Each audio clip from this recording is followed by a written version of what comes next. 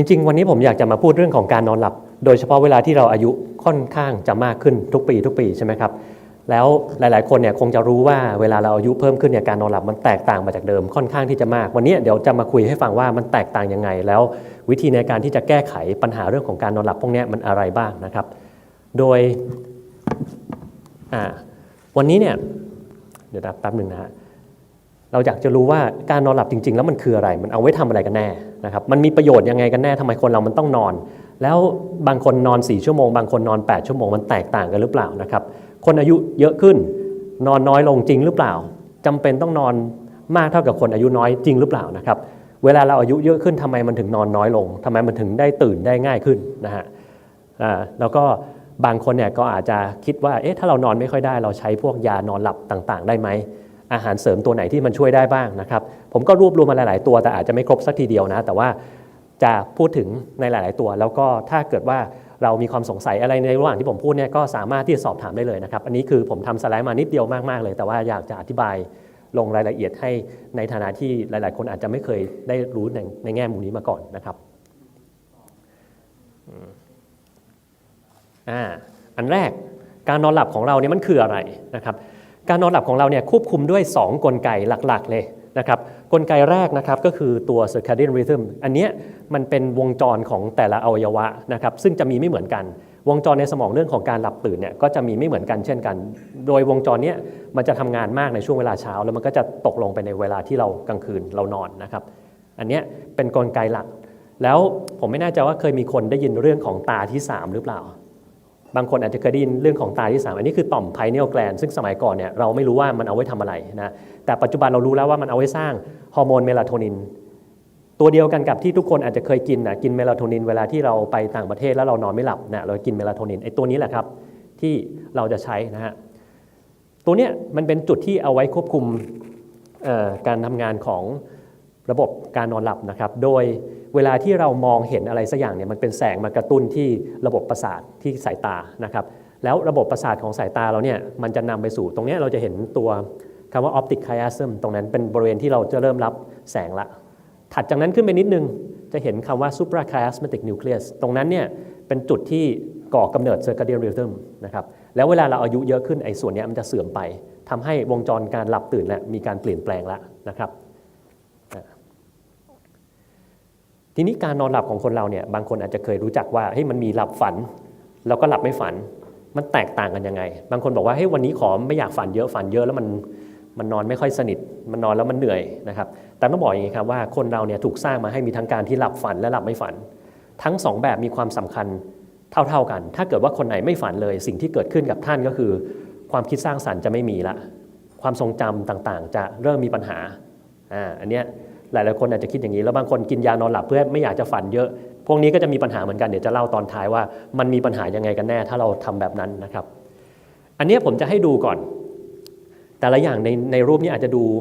งงนิดนึงนะครับอันนี้ผมไม่แน่ใจว่ามีเป็นเลเซอร์พอยเตอร์ไม่น่ามีไม่เป็นไรเราลองดูที่ตัวบนสุดก่อนนะครับเราจะเห็นกรอบสีเหลืองด้านบนกรอบสีเหลืองด้านบนเนี่ยคือคนเราจะนอนหลับด้วย2กลไกแรกก็คือกลไกที่สมองมีความสัมพันธ์กับแสงนะครับหรือ circadian rhythm ที่สร้างจากนิวเคลียสเมื่อตะกี้ที่ผมบอกนะครับกลไกอันที่2เนี่ยคือ sleep pressure นะครับตัวนี้เนี่ยมันคือสารบางอย่างที่สะสมในร่างกายเยอะนะครับพอมันสะสมเยอะๆปุ๊บมันจะทำให้เราง่วงเดี๋ยวสไลด์ต่อไปผมจะให้ดูว่าสารอะไรบ้างนะครับแล้วมันจะเกี่ยวข้องกับการกินกาแฟของพวกท่านนี่แหละว่าเรากินกาแฟทำไมเราถึงตื่นได้นะครับแล้วเราจะกินกาแฟแบบไหนให้ได้ผลมากที่สุด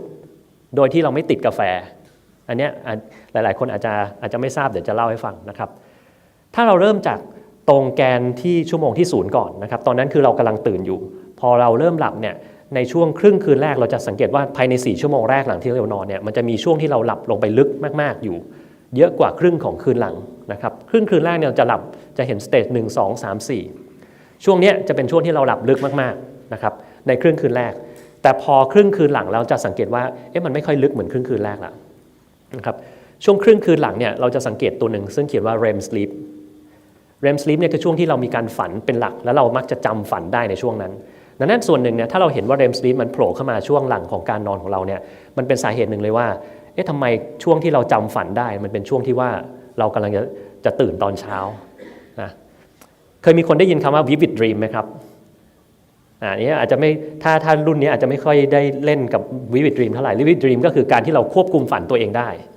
รู้ว่าเราฝันยังไงแล้วมันการควบคุมฝันมันมีประโยชน์มากนะฮะเช่นถ้าเกิดว่าเราเป็นนักเรียนเราอ่านหนังสือแล้วเราอ่านไม่ทันเราสามารถเอาไปอ่านในฝันได้จริงอันนี้ไม่ได้พูดเล่นนะครับมันสามารถทำได้จริงๆแล้วก็เกิดว่าเราอยากจะพักผ่อนใช่ไหมฮะแล้วลองคิดดูสมมติว่าเราอยากจะไปเที่ยวอเมริกาไปเยี่ยมผมบอสตันอย่างเงี้ยนะถ้าอยากไปเที่ยวบอสตันถ้าใครเคยไปนอนฝันว่าไปบอสตันแล้วมันจะรู้สึกว่าเราควบคุมฝันทุกอย่างได้นี่คือ vivid dream แล้วสามารถฝึกได้นะครับอันนี้ผมจะยังไม่ลงลึกว่ามันฝึกยังไงแต่ถ้าเกิดใครสนใจมาถามนอกรอบแล้วกันนะครับเพราะว่าถ้ามันทำได้แล้วเนี่ยมันจะเป็นกลไกอันหนึ่งที่สุดยอดทำให้เราสามารถบูสต์พลังสมองเราในการจำมีความคิดสร้างสรรค์ต่างๆได้มากมายนะครับแต่อันเนี้ยแบ่งไว้2อย่างก่อนคือ REM sleep กับ non REM sleep REM sleep คือ rapid eye movement คือในช่วงที่เราฝันเนี่ยเราจะมีการกรอกตาไปมาซ้ายขวานะครับเรื่อยๆในช่วงเวลานั้นคือร่างกายเราจะไม่ขยับถ้าเราขยับในช่วงเวลาฝันเป็นไงครับเราอาจจะต่อยคนข้างทางข้างๆเราก็ได้นะครับก็อาจจะเกิดอุบัติเหตุซึ่งเราก็ไม่ควรจะเป็นแบบนั้นถูกไหมครับแต่ในช่วง non REM sleep เนี่ยจะเป็นช่วงที่เราสมองหลับลึกที่สุดช่วงนี้จะเป็นช่วงที่ได้พักผ่อนและยิ่งหลับลึกมาจนถึงสเตจ3หรือ4พวกนี้คลื่นสมองของเรามันจะช้าลงเหมือนกับพวกโยคีหรือพระทิเบตที่เขานั่งสมาธิเยอะๆสมองจะเป็นแบบนั้นจะเป็นคลื่นอันหนึ่งซึ่งเรียกว่าเดลต้าเวฟถ้ามีตัวนี้มากๆเนี่ยมันจะยิ่งดีในคนอายุเยอะขึ้นเนี่ยคลื่นตัวนี้มันหายไปนะฮะขอกดแบบหนึ่งรบกวนเลื่อนให้หน่อยครับมันไม่ไปอันนี้กดไปเรื่อยๆเลยก็ได้ครับตอนแรกเวลาที่เราหลับก่อนจะนอนเนี่ยอันแรกคือ circadian rhythm ซึ่งถูกควบคุมโดยแสงนะครับอันเนี้ยมันเป็นตัวบอกว่าทำไมคนเราสมัยก่อนถึงไม่มีปัญหาเรื่องของการนอนหลับในช่วงมนุษย์ยุคหินเพราะว่า6 โมงเย็นมันไม่มีไฟอะไรเหลือแล้วมันก็จะหลับเพราะว่าไม่มีแสงในการกระตุ้นนะแต่คนเดี๋ยวนี้6 โมงเย็นก็เปิดไฟมือถือทุกอย่างมันมีแสงกระตุ้นหมดโดยเฉพาะแสงสีฟ้าซึ่งเวลาแสงสีฟ้ามันเข้าไปสู่สายตาเราเนี่ยมันจะไปยับยั้งการหลั่งฮอร์โมนเมลาโทนินของร่างกายเราทำให้ไม่มีเมลาโทนินมันก็จะไม่ค่อยง่วงละดังนั้นในช่วง6 โมงเย็นเป็นต้นไปเราก็จะแนะนำว่าพยายามหลีกเลี่ยงแสงที่มันมีสีฟ้าปนโดยเฉพาะแสงขาวแบบนี้นะครับอย่างเงี้ยจะมีแสงที่มันมีสีฟ้าปนก็เลยมีนวัตกรรมต่างๆออกมามากมายเช่นแว่นตัดแสงสีฟ้านะครับจอคอมพิวเตอร์ที่มันตัดแสงสีฟ้าได้หรือแม้กระทั่งโทรศัพท์มือถือเราก็เปลี่ยนให้มันเป็นไม่มีแสงสีฟ้าได้นะครับแต่ว่าก็ไม่ใช่แค่ circadian rhythm อย่างเดียวที่มันทำให้เราง่วงมันมีอีกกลไกหนึ่งก็คือ sleep pressure นะครับจะสังเกตว่าผมเขียนไว้ตรงนี้คือ endogenous คืออะไรที่มันเกิดขึ้นจากร่างกายเรา exogenous คือมาจากข้างนอกนะครับตัวแรกซึ่งมันเป็นสารที่ทำให้เราง่วงก็คืออะดีโนซีนนะบางคนถ้าเคยย้อนเวลาไปสมัยที่เราเด็กๆเนี่ยเราจะเรียนตัวหนึ่งเรียกว่าอะดีโนซินไทรฟอสเฟตซึ่งมันเป็นสารหนึ่งที่ให้พลังงานกับร่างกายถ้าเราไม่มีสารนี้เราตายแน่นอนนะครับแล้วไอสารตัวนี้เวลาที่มันให้พลังงานเนี่ยมันจะเปลี่ยนแปลงไปเป็นสารอะดีโนซินถ้าเรามีอะดีโนซินมากๆในหัวมันบ่งบอกว่าเรากำลังหมดพลังงานละเราต้องทำยังไงก็ได้ให้สารตัวนี้กลับไปเป็นตัวที่มีพลังงานเหมือนเดิมตัวนี้ถ้ามีเยอะๆมันก็เลยทำให้เราง่วงและกาแฟก็ไปยับยั้งการทำงานของสารตัวนี้นะดังนั้นเวลาที่เราง่วงจริงๆเนี่ยคือเราเอากาแฟหรือคาเฟอีนไปกดการทำงานของไอสารตัวนี้นี่แหละนะครับทำให้เราสามารถที่จะตื่นอยู่ได้นะครับแล้ววิธีที่ดีที่สุดในการกินกาแฟนะครับไม่ใช่การกินรวดเดียวหมดแก้วถ้าอยากจะกินแล้วตื่นเนี่ยให้จิบนะจิบช้าๆอย่างเงี้ยไปเรื่อยๆนะครับอย่างไรก็ตามถ้าคนไหนที่มีปัญหาเรื่องของการนอนหลับนะครับหลังจากเที่ยงไม่แนะนำให้ดื่มกาแฟเพราะว่ากาแฟเนี่ยมันกว่าจะหมดไปจากร่างกายเราใช้เวลานานครึ่งชีวิตของกาแฟเนี่ยอยู่ประมาณ6 ชั่วโมงหมายความว่าถ้าคุณกินคาเฟอีนตอนเที่ยงใช่ไหมฮะสมมติกิน100 มิลลิกรัมแก้วเอ็กซ์เพรสโซ่แก้วหนึ่งหรือว่าเรากินคาปูชิโน่อะไรก็ได้แก้วหนึ่งนะตอนเที่ยง6 โมงเย็นเนี่ยมันจะเหลือ50 มิลลิกรัม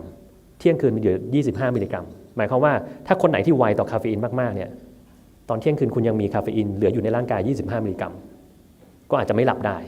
ใช่ไหมฮะแล้วถ้าเกิดเรากินกาแฟเข้าไปหลายๆแก้วเช่นแบบเอากินแก้วหนึ่งแล้วไม่อยู่แล้วเอาอีกแก้วหนึ่งอย่างเงี้ยถ้าคุณกินไป3 แก้วเป็นไงมี300 มิลลิกรัมอยู่ในร่างกายแล้วก็ตอนนอนเที่ยงคืนก็ยังเหลืออยู่ในร่างกายเยอะอยู่นะครับ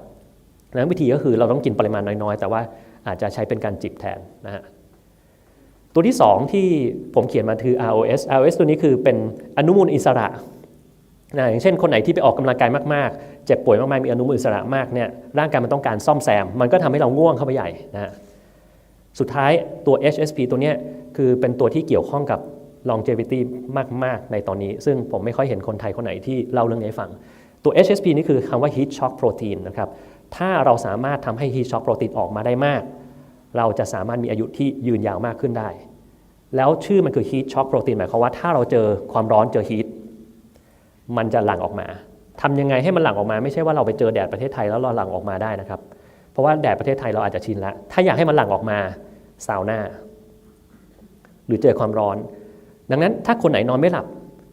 เรารู้ว่านี่คือกลไกหนึ่งใช่ไหมที่ทำให้เรานอนหลับได้ก่อนนอน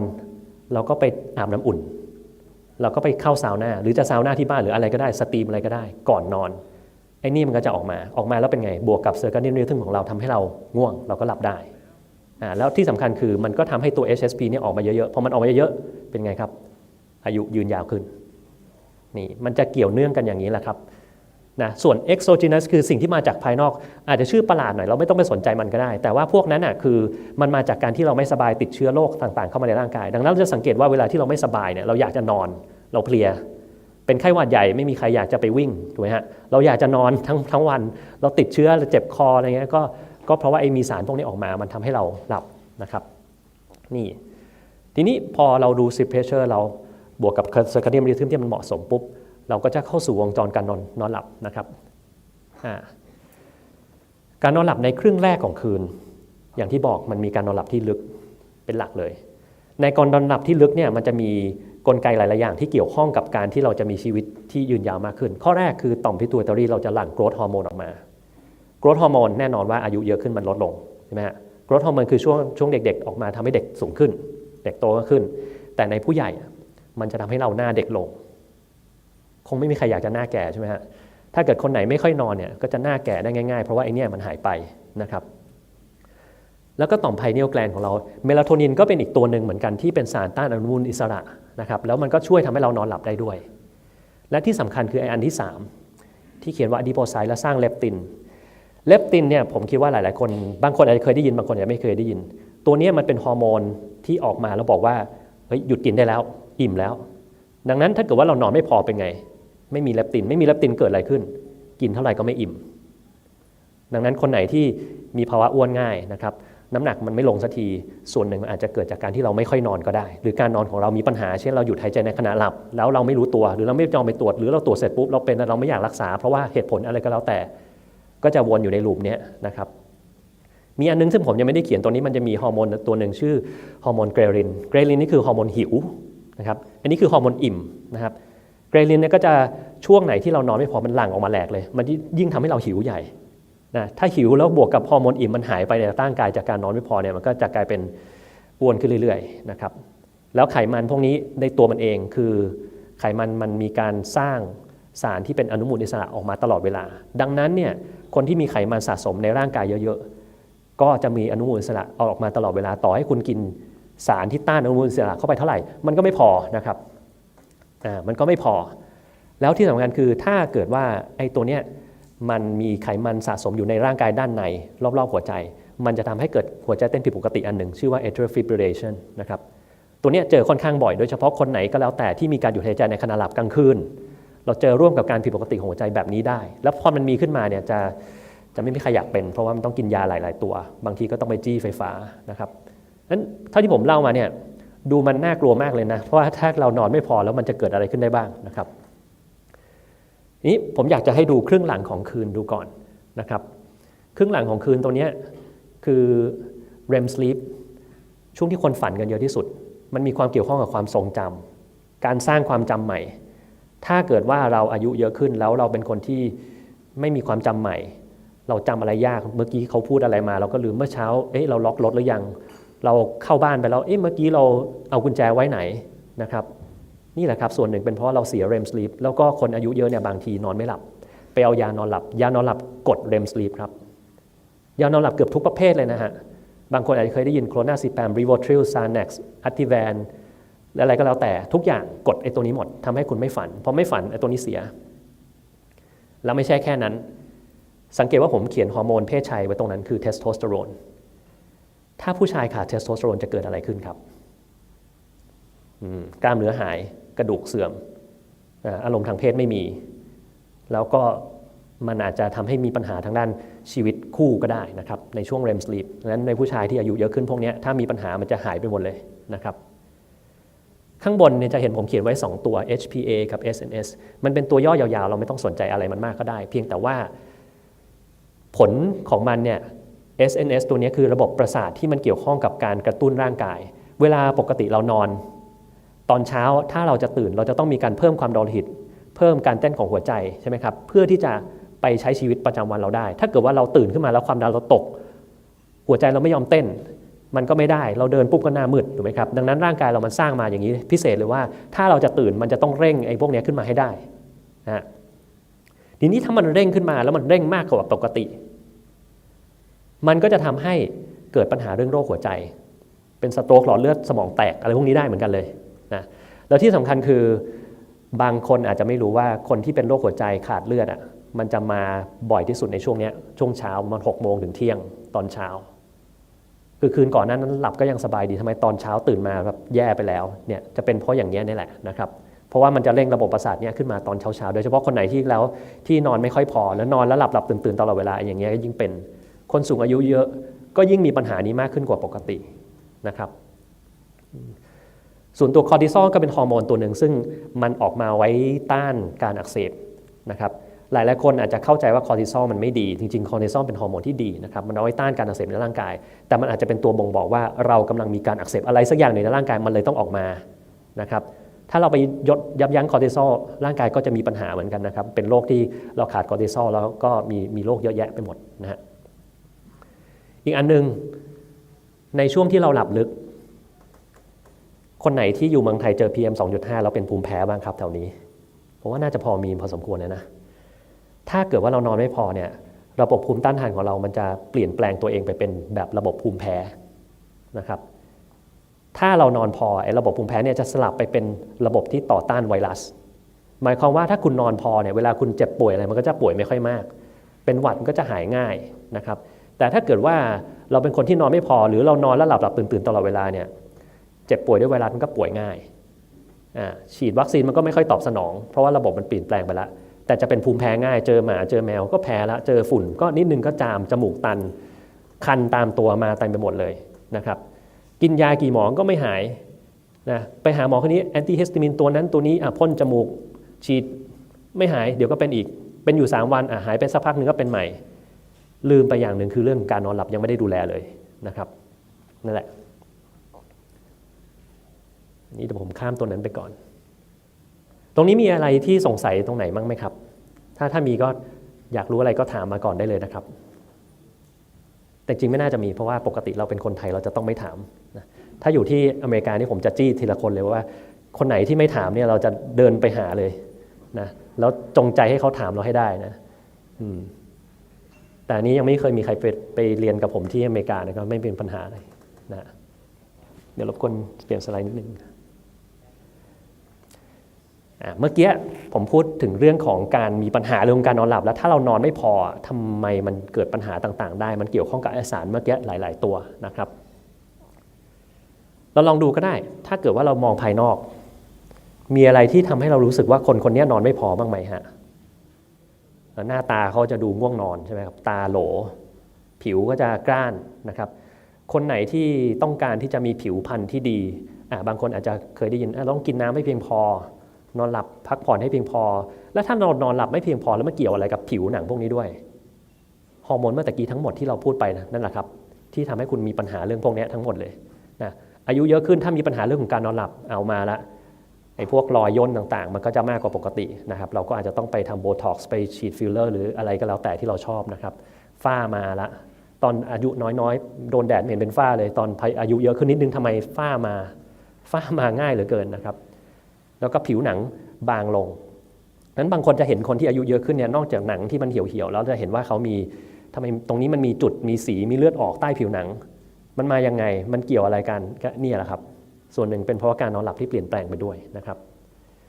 ส่วนตามันก็จะมีการเปลี่ยนแปลงของ เรื่องของเส้นเลือดที่อยู่ตรงดวงตัวตรงดวงตาเรานะครับที่มันจะทำให้ตาของเราจะดูลึกโหลไปอีกนะพวกนั้นก็จะเป็นส่วนหนึ่งซึ่งมันเกี่ยวข้องกับการนอนหลับเยอะเหมือนกันนะครับแต่เนี่ยคือแค่ภายนอกเท่านั้นเองภายนอกดูไม่ค่อยมีอะไรถ้าเรานอนไม่ค่อยพอมันจะเห็นว่าเราโทรมๆแค่นั้นแหละแต่ว่ามันมีอะไรมากกว่านั้นคือถ้าเราดูภายในเนี่ยอย่างเมื่อกี้เราบอกแล้วคนที่นอนไม่พอจะเกิดโรคภูมิแพ้มากขึ้นนะครับเวลาเป็นไวรัสอะไรเข้ามาเป็นโควิดอย่างเงี้ยก็จะไม่ค่อยหายลองโควิดก็จะมาคนไหนที่เคยเป็นโควิดแล้วเป็นลองโควิดเนี่ยการนอนมันมีผลมากๆเลยนะครับถ้าคุณยิ่งไม่นอนยิ่งหาเรื่องไม่นอนยิ่งจะไปทำอะไรสักอย่างเนี่ยมันยิ่งเป็นนะครับเป็นความดันไขมันสูงเบาหวานโรคอ้วนโรคหลอดเลือดหัวใจหลอดเลือดสมองมาทุกอย่างเลยถ้าเรานอนไม่พอนะครับอารมณ์เราก็จะไม่ปกติแล้วสุดท้ายเราก็จะคิดว่าเราเป็นอะไรกันแน่ทำไมร่างกายเราถึงไม่มีอะไรเยอะแยะไปหมดนะครับทำไมความดันเราถึงไม่หายไปหาหมอมีแต่เพิ่มยาเพิ่มเข้าไปทุกวันทั้งวันนะทำไมเราถึงคุมไม่ได้สักทีแต่เราก็ยังอยากจะกินอยู่เราอยากกินเพราะว่าอะไรครับเพราะว่าเมื่อกี้ถ้าเรานอนไม่พอฮอร์โมนที่ทำให้เราอิ่มมันไม่ออกมาแล้วมันทำให้มีแต่ฮอร์โมนที่ทำให้เราหิวเราก็จะกินเสร็จปุ๊บก็คุมเบาหวานไม่ได้ใช่ไหมครับแล้วยิ่งถ้าเราเวลาน้อยเรากินไงเราก็ต้องแบบกินร้านข้างนอกก็ได้แล้วเวลาผู้ใหญ่นัดไปกินข้าวนัดไปกินอะไรกันครับ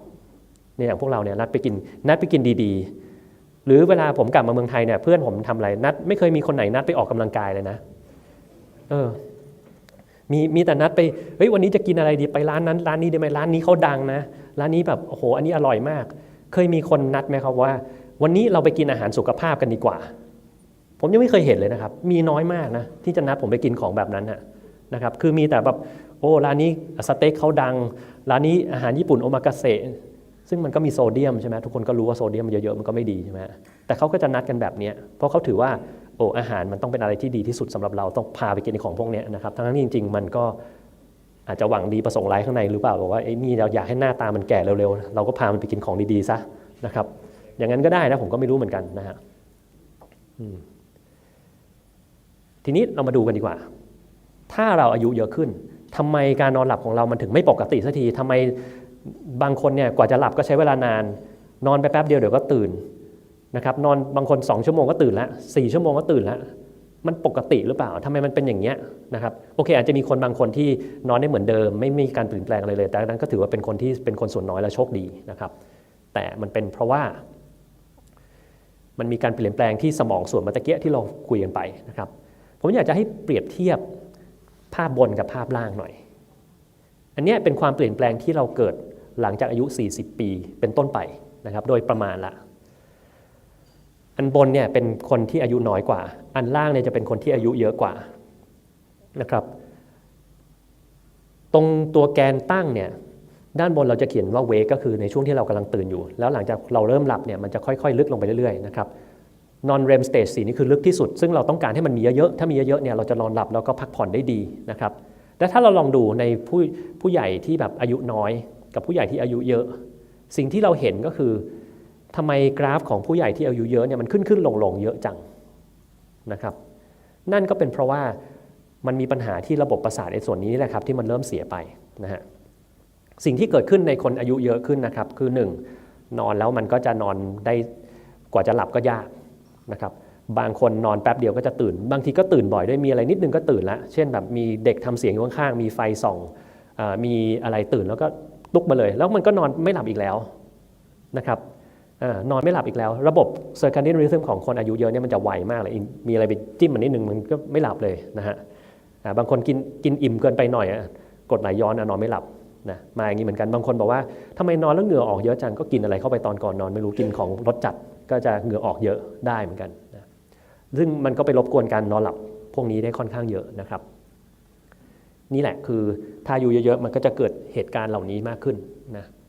อันนี้เราพูดไปแล้วว่ามันเกี่ยวข้องกับสมองเราไม่ต้องสนใจก็ได้ว่าตรงไหนของสมองแต่ว่าเอาเป็นว่ามันไปวุ่นวายกับระบบต่างๆของเราเยอะพอสมควร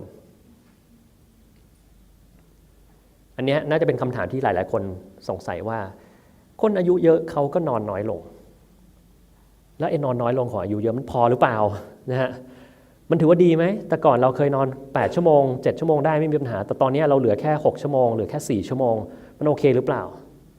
คำตอบก็คือมันไม่โอเคนะครับเดี๋ยวผมขอกด ถ้าคุณดูรูปนี้เนี่ยวงจรการนอนหลับนะครับมันจะวนระหว่าง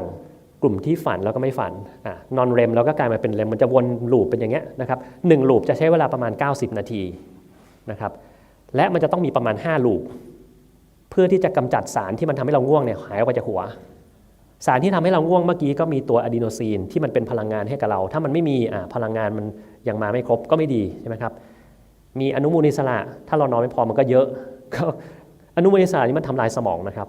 ใช่ไหมฮะมันทำลายสมองทำลายทุกอย่างในร่างกายเราถ้าเรายังมีมันอยู่เยอะๆเนี่ยก็ไม่เพียงพอแล้วถ้าเราหลับไม่ครบ5รอบเนี่ยไอ้ของพวกนี้มันยังไม่หายไปจากร่างกายหรือมันหายไปนิดนึงแต่ก็ยังเหลืออีกเยอะทีนี้พอมันเหลืออีกเยอะเราก็มีความเสื่อมเพิ่มมากขึ้นดังนั้นจริงๆในคนที่อายุเยอะเนี่ยมันก็ต้องนอนอย่างเงี้ยเหมือนกับคนทั่วไปคำถามต่อมาคือแล้วเราจะทำยังไงให้มันนอนได้5รอบการนอนหลับแบบวันตอนกลางคืนนี่ขอนอน3รอบตอนกลางวันนอนอีก2รอบได้ไหมขอนอนแบบเนี่ยเรานอนไปแล้วชั่วโมงแล้วมันไม่หลับแล้วก็ไปนอนตอนเที่ยงได้ไหมคำตอบคือไม่ได้มันไม่เหมือนกันมันไม่เหมือนกันเลยหลายๆคนจะคิดว่าเราไปงีบตอนกลางวันมันน่าจะช่วยได้นะมันไม่ได้ช่วยอะไรเท่าไหร่นะครับถ้าเราอายุน้อยเนี่ยไม่มีปัญหาเรางีบตอนไหนมันก็หลับแล้วมันก็ไม่เกิดอะไรขึ้นตื่นขึ้นมาก็เฟรชเหมือนเดิมแต่ถ้าอายุเยอะขึ้นมันทำอย่างนั้นไม่ได้แล้วนอนหลับกลางวันในคนอายุเยอะนะมันจะตื่นมาแล้วมึนหัวง่วงเงียบางคนอาจจะรู้สึกแปลกๆถ้าจะเลือกการนอนหลับกลางวันจริงๆนะเราต้องทำอันที่เรียกว่า power nap power nap เนี่ยคือการนอนหลับประมาณสัก 20-25 นาทีอย่าเกินนั้นถ้าเกินนั้นแล้วเราจะเวียนหัวเหตุผลที่มันเป็นเช่นนั้นก็เพราะว่าในช่วงเวลาที่เราเริ่มตื่นอย่างในรูปนี้นะครับเมื่อมันลงมาอยู่ไม่เกินสเตจ2คือ2 1กับ2เนี่ยถ้าเราตื่นในช่วงนั้นเราจะไม่ค่อยเวียนหัวแต่ถ้าคุณลงลึกไปถึง3 4แล้วคุณปลุกตื่นขึ้นมาเลยเนี่ยอันนี้เราจะเวียนหัวจะเริ่มรู้สึกว่าตื่นขึ้นมาแล้วงงเราอยู่ที่ไหนเรายังไงนะฮะแล้วนั่นนะครับเป็นเหตุผลที่ทำให้เรานอนเกินนั้นไม่ได้นะครับหรืออีกแบบนึงคือคุณต้องนอนให้ครบทั้งไซเคิลเลยคือ90นาทีซึ่งมันเป็นไปไม่ได้ที่ใครจะนอน90นาทีแล้วตื่นขึ้นมาเพราะมันใช้เวลานานใช่ไหมถ้าเราจะ power nap เราก็ต้องสั้นๆแต่สั้นๆที่ได้ผลดีที่สุดคือ 20-25 นาทีนะฮะ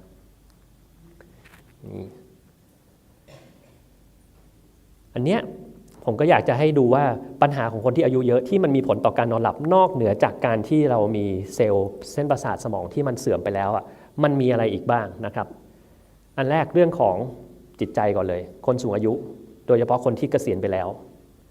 มันไม่มีอะไรทำเป็นไงครับแต่ก่อนเคยทำงานตื่น8 โมงหรือตื่น7 โมง6 โมงก็แล้วแต่แล้วก็ไปทำงานกลับมาก็มีกิจวัตรประจำวันของเราไปเรื่อยๆแต่ถ้าเกิดว่ามันไม่มีตรงนี้หายไปเลยเราฟรีเลยเราไม่มีตารางชีวิตเลยเนี่ยมันก็จะเริ่มแบบฟุ้งซ่านละตอนแรกอาจจะดีเพราะว่าเราจะได้ไปเที่ยวรอบโลกได้เราอยากจะกินอะไรก็ทำเราอยากจะไปเล่นพิลาทิสเราก็ไปให้หมดทุกอย่างนะครับแต่พออยู่ไปนานๆปุ๊บมันชักเคว้งมันไม่รู้จะทำอะไรไม่มีเป้าหมายของชีวิตก็จะเริ่มรู้สึกว่าตัวเองไม่มีคุณค่านะครับเราเริ่มทำโน่นทำนี่ไม่ได้ลูกหลานเราก็ห่วงเราก็ไม่อยากจะให้เราไปไหนเราก็จะเริ่มรู้สึกว่าอันนั้นก็เป็นกังวลอันนี้ก็เป็นห่วงนี่ก็ซึมเศร้านี่ก็ทำไม่ได้นั่นก็ทำไม่ได้สมองเรามาคิดไปเรื่อยๆก็จะมีผลต่อการนอนหลับนะครับซึ่งไอ้พวกนี้เจอในคนอายุเยอะขึ้นเป็นธรรมดาอยู่แล้วนะครับโรคต่างๆตอนอายุน้อยมันไม่ค่อยมีหรอกครับแต่ตอนอายุเยอะมันจะมาเต็มไปหมดเลยนะครับแล้วส่วนหนึ่งก็เกิดจากการที่เราทำอะไรพลาดเล็กๆน้อยๆเนี่ยสะสมมาตลอดทั้งชีวิตนี่แหละเราจน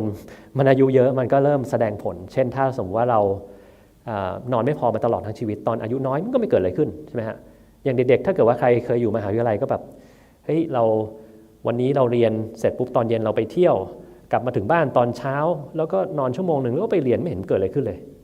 แต่ลองทำตอนนี้ดูสิครับว่าจะเกิดอะไรขึ้นลองเล่นดูก็ได้วันนี้ไม่ต้องนอนแล้วเดี๋ยวพรุ่งนี้ก็นอนสักชั่วโมงหนึ่งตอน6 โมงเช้าแล้ว7 โมงเช้าก็ไป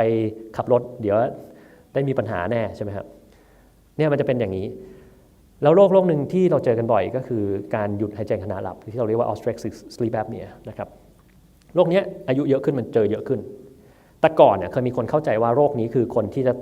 จะเป็นนะคือต้องอายุเยอะต้องอ้วนต้องเป็นผู้ชายต้องนอนกรนไม่ใช่อีกต่อไปแล้วอาการมันค่อนข้างหลากหลายมากนะครับยกตัวอย่างเช่นอะไรบ้างถ้าคุณตื่นมาตอนเช้ารู้สึกว่านอนไม่พอรู้สึกว่าตื่นบ่อยกลางคืนรู้สึกปัสสาวะบ่อยกลางคืนบางคนต่อมลูกหมากหรือเปล่าไม่ใช่อาจจะคิดว่าต่อมลูกหมากเบาหวานโรคไตหรือมดลูกมันหย่อนหรืออะไรก็แล้วแต่ไม่ใช่บางคนไปหาหมอมาแล้วด้วยหมอบอกว่าเป็นกล้ามเนื้อกระเพาะปัสสาวะมันไวเกินถามว่าได้ตรวจการนอนหลับหรือเปล่าไม่ได้ตรวจไม่ได้ตรวจแล้วจะรู้ได้ไงว่าไม่เป็นไม่รู้ก็ไม่ได้แก้ไขมันก็ยังปัสสาวะบ่อยเหมือนเดิมนะฮะ นอกเหนือจากนั้นคือระหว่างวันแน่นอนคนก็รู้อยู่แล้วถ้าเรานอนไม่พอเนี่ยเราง่วงเราตื่นอะไรก็ลำบากทีนี้ถ้าเกิดคนไหนอยากจะรู้ว่าไอ้การนอนไม่พอด้วยการเกิดปัญหาเรื่องการหยุดหายใจในขณะหลับมันอาการเป็นยังไงคุณสามารถลองทำได้ด้วยตอนนี้เลยเคยกั้นหายใจไหมครับถ้าไม่เคยลองดูหายใจเข้าไปสักพักนึงแล้วกั้นไว้สักนาทีหนึ่งหรืออาจจะ30 วิก็ได้พอกั้นครบ30 วิผมให้คุณทำอีกทำเรื่อยๆทำไปในชั่วโมง30-40 ครั้งมันเป็นยังไงมันจะเหนื่อยมันจะตายนะครับดังนั้นเวลาที่เรานอนหลับเนี่ยคิดดูสิว่าถ้าเกิดแบบนั้นขึ้นมาเราเหมือนกับเรากั้นหายใจไว้ตลอดเวลามันเหนื่อยมันไม่ได้นอนเพียงพอแน่นอนสมองมันโดนกระตุ้นตลอดเวลามันก็จะมีปัญหาขึ้นมาเยอะๆนี่แหละครับนั่นคือปัญหาของการที่เราหยุดหายใจในขณะหลับกลางคืนนะครับทีนี้ในผู้หญิงจะมีอาการที่ไม่เหมือนผู้ชายเลยผู้หญิงจะไม่ค่อยกรนบางคนกรนแต่ว่าส่วนใหญ่จะไม่ค่อยกรนแล้วเวลาไม่ค่อยกรนระหว่างวันเนี่ยอาการหนึ่งของผู้หญิงที่จะมาเนี่ยครับคือไม่มีสมาธิหรือบางทีกังวลมากจนเกินไปดูเหมือนเป็นคนแพนิคตลอดเวลานอนนี่นั่น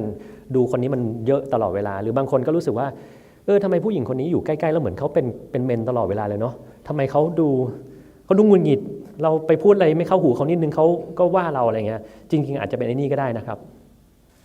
แล้วพอเราไปคุยกับเขาดีเขาก็ไม่เห็นนอนกรนนอนก็ไม่เห็นเนี่ยสามีนอนข้างไม่เห็นมีใครบ่นเลยนะครับปรากฏว่าคนพวกนี้เราเจอเยอะมากเลยว่าตกลงแล้วจริงๆเป็นหยุดหายใจในขณะหลับตอนเอาไปเทสแล้วพอรักษาหายอารมณ์ดีขึ้นมาเฉยเลยไม่น่าเชื่อ ก็จะมีแบบนี้เหมือนกันนะครับโรคอื่นๆที่จะมาในช่วงอายุเยอะก็อย่างเช่นโรคไขข้อบางคนปวดข้อนอนไม่หลับอีกใช่ไหมมันก็รบกวนการนอนหลับหรือถ้าเกิดกรณีที่เป็นปัจจัยภายนอกที่ทำให้คนอายุเยอะนอนไม่หลับก็คือพวกยาทั้งหลายแหละคนสูงอายุเนี่ยยาเยอะใช่ไหมฮะยาแต่ละตัวเนี่ยมันมีผลต่อกันและกัน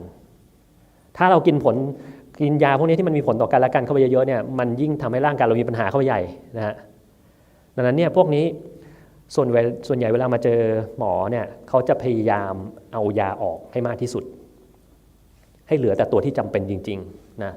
ถ้าคนไหนกินเกิน5ตัวนะผมจะบอกว่าตัวนี้ไม่ได้ผลแล้วกินสเตตินตอนอายุ70จะไปได้ผลอะไรเพราะสเตตินเอาไว้ป้องกันโรคหัวใจโรคหลอดเลือดพวกนี้ในอนาคตประมาณ10 ปี5 ปี 10 ปีถ้าอยู่มาจนอายุ7-80แล้วจะกินต่อมันไม่ค่อยได้ประโยชน์อะไรขึ้นมาแล้วมันอาจจะได้ผลข้างเคียงของยาพวกนี้มาแทนนะครับแล้วก็เรื่องของการใช้ชีวิตหลายๆอย่าง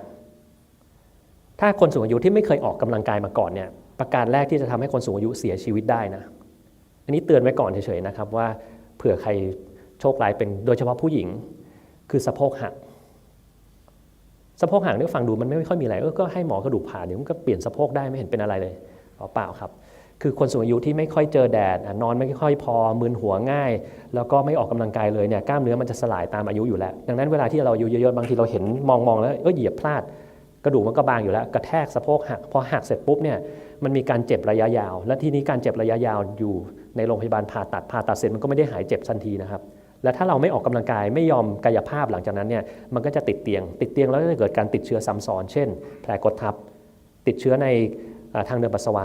สำลักอะไรสักอย่างเข้าไปในปอดติดเชื้อในปอดติดเชื้อในกระแสเลือดแล้วมันก็จะวนอย่างเงี้ยไปเรื่อยๆจนกระทั่งเสียชีวิต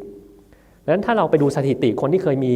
ใครสักคนในครอบครัวที่เคยมีสะโพกหักมาแล้วครั้งหนึ่งแล้วเขาไม่ยอมทำอะไรเช่นแบบไม่เอาปวดเจ็บแล้วเราเข้าไปเยี่ยมเขาแล้วบอกแม่อย่าออกกำลังกายเยอะเลยให้พักผ่อนเถอะอันนี้เราเป็นการทำร้ายเขาเพราะว่ามันเป็นโอกาสเดียวที่ทำให้เขาดีขึ้นถ้าเราทำกายภาพให้เขาถ้าเราไม่ทำแล้วเราก็จะเป็นอย่างนี้นะครับนั้นถ้าคนอายุเยอะขึ้นแล้วมีปัญหาเรื่องการนอนแล้วมีโรคอื่นรุมเร้าเต็มไปหมดเนี่ยมันก็จะเกิดอย่างเงี้ยขึ้นมาได้ง่ายขึ้นนะฮะอันนี้ก็เป็นอุบัติการณ์ที่เขาทำงานวิจัยในเกาหลีเพราะว่าผมเห็นว่ามันใกล้เคียงคนเอเชียมากที่สุดจะสังเกตว่าถ้าเกิดว่าดูไปข้างขวาของตัวกราฟเนี่ยอายุเกิน70แล้วเนี่ยมีประมาณสัก 30% ที่มีการหยุดหายใจในขณะหลับผมไม่รู้ว่าคุณจะเป็น60% ที่เหลือหรือว่าคุณจะเป็น30% ตรงนี้ที่เรามีปัญหาเรื่องของการนอนหลับนะเพราะฉะนั้นถ้าเราไม่รู้บางทีเราไปตรวจแล้วแก้ไขซะนะครับถ้าเราไม่แก้ไขบางคนบอกว่าใส่ CPAP ไม่อยากใส่มันรำคาญหรืออะไรก็แล้วแต่ก็แปลว่าเราต้องไปเสี่ยงกับภาวะพวกนี้ที่พูดไปทั้งหมดเลยนะครับถามว่ามีวิธีอะไรนอกเหนือจาก CPAP ไหมมีแต่มันไม่ค่อยได้ผลเช่นอะไรการผ่าตัดขยายช่องคออันนี้ไม่ค่อยได้ผลเดี๋ยวผ่าแล้วมันก็จะเป็นใหม่ แต่อาจจะไปต่อต้านอาจารย์บางคนเหมือนกันเดี๋ยวอาจารย์เขาด่าผมนะบอกว่าเฮ้ยผมผ่ามาตั้งเยอะไม่เห็นเป็นไรเลยนะแล้วก็จริงๆก็นั่นแหละครับอาจารย์ที่ผ่ามาหลายคนสุดท้ายมันก็ต้องมาใส่เครื่องนี้เหมือนเดิมนั่นแหละนะฮะหรือถ้าใครที่เป็นมากๆใส่เครื่องมือทางทันตกรรมยืดกรามอันนี้อาจจะช่วยถ้าอยู่ที่อเมริกาจะมีอันนึงชื่อ Inspire นะครับผมไม่แน่ใจเมืองไทยมีหรือเปล่าเป็นเครื่องกระตุ้นลิ้นนะครับเหมือนเพสเมเกอร์ใส่เข้าไปใต้ผิวหนังแบตเตอรี่เปลี่ยนทุก10 ปีเดี๋ยวนี้รู้สึกจะมี wireless charger มาแปะได้นะแล้วก็มันไปกระตุ้นให้โคนลิ้นมันยื่นมาข้างหน้าเวลาที่เราหลับนะแต่ว่ามันทำได้เฉพาะบางคนแล้วมันก็มีผลข้างเคียงของมันเหมือนกันแล้วก็เรื่องราคาอะไรอีกหลายอย่างนะครับนี่พูดมาตั้งนานแล้วเรารู้ว่านอนหลับน้อยมันไม่ดีถ้าเราอายุเยอะการนอนหลับมันก็ผิดปกติอยู่แล้วแล้วเราทำไงกับมันได้บ้างเนี่ยตกลงแล้วเนี่ยนะครับผมต้องบอกก่อนเลยนะครับว่าประการแรกในการแก้ไขปัญหาการนอนหลับเนี่ยคือการย้อนไปสู่วัยเด็กวัยที่เราสอนลูกสอนหลานว่าเฮ้ยลูกเข้านอนเวลานี้นะตื่นเวลานี้ก่อนนอนอย่าไปทำอะไรที่มันมากมายอย่าไปให้ดูหนังที่มันตื่นเต้นตกใจคือเราก็ต้องทำเหมือนกันนะครับเพราะนั่นคือพื้นฐานของการแก้ไขปัญหาทั้งหมดทีนี้ถ้าลองมาทบทวนว่าเราสอนอะไรลูกเราบ้างนะครับในตอนที่เขาเด็กๆนี้มันไม่ค่อยไปขอกดแป๊บหนึ่ง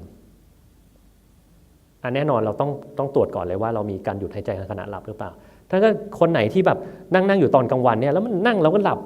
ป๊อกอย่างนี้ไปเลยเนี่ยไอ้อย่างเงี้ยใช่แน่ๆแล้วนะครับว่าคุณนอนไม่พอนะครับดังนั้นถ้าผมเดินนี้มันดับไป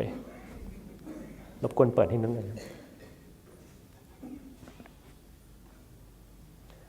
ถ้าเกิดว่าเราอยู่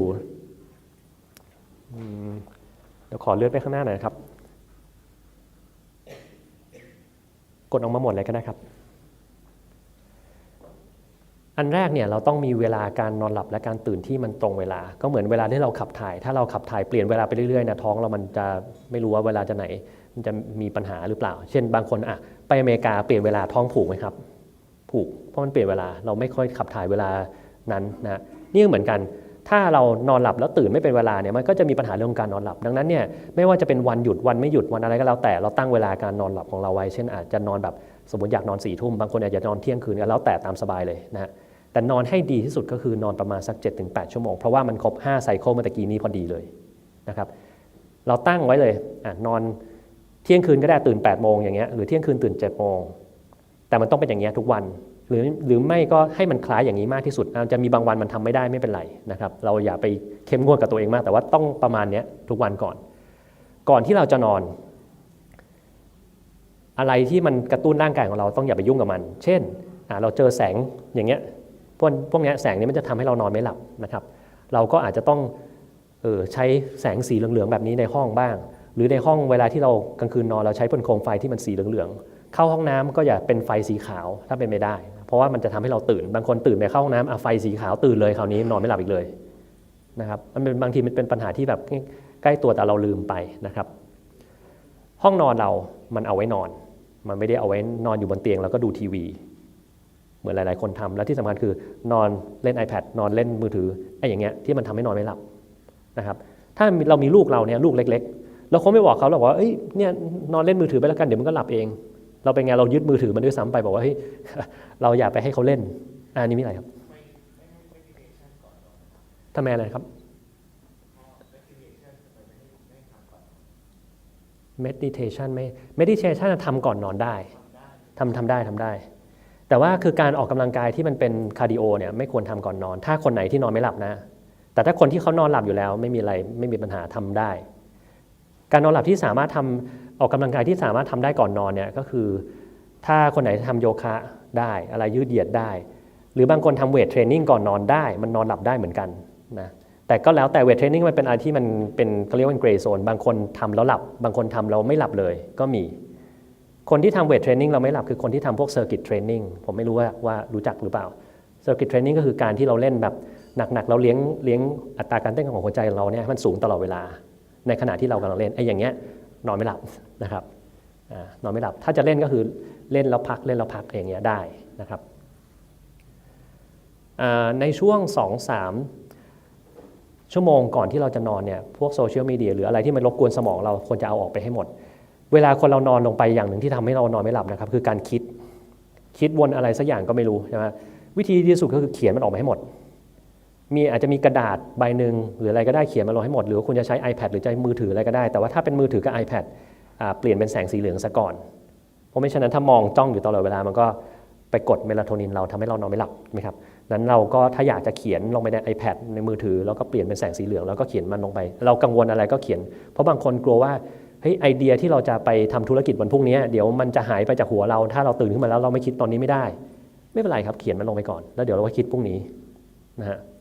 จะได้ไม่ต้องกังวลนะครับห้องนอนแน่นอนเงียบ